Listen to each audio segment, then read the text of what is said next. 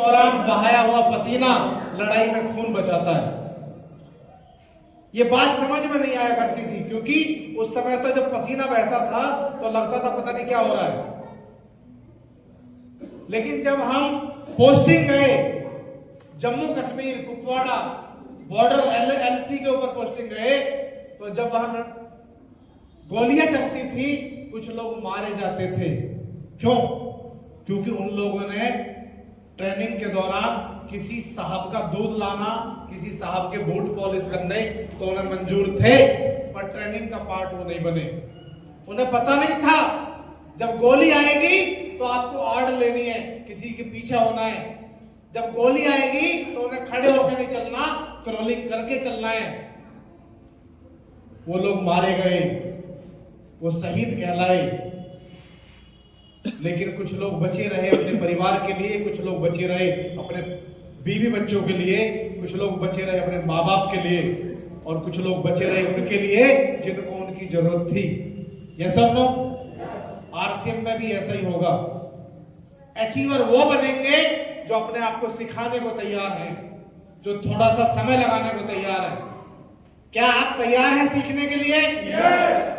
पिछले 8-10 साल की जो भी एजुकेशन है हम सब आपको देने को तैयार हैं। आप सीखने तो आ सकते हैं ना। आज सुबह जब 2:55 हुए तो मेरे फोन का अलार्म बजा। गुरुदेव मेरे घर पे ही थे, मैं और गुरुदेव घर पे ही थे। जब मैं जगा तो मैंने गीजर ऑन किया 3 बजे।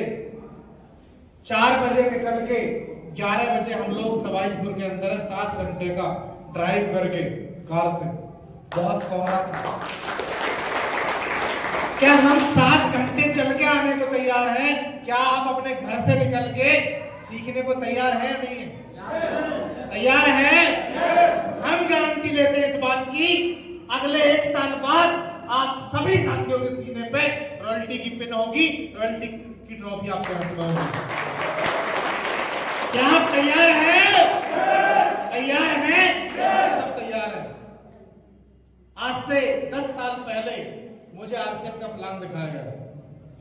आर्मी के उस बंद कमरे में जहां मेरे दोस्त रहा करते थे, और मुझे बोला गया आपस में बात ना करें लीडर्स, अनिल जी आपस में बात ना करें सर, डिस्टर्ब हो रहा है, ध्यान इधर रखेंगे, इधर इधर, आपस में बात ना करें प्लीज।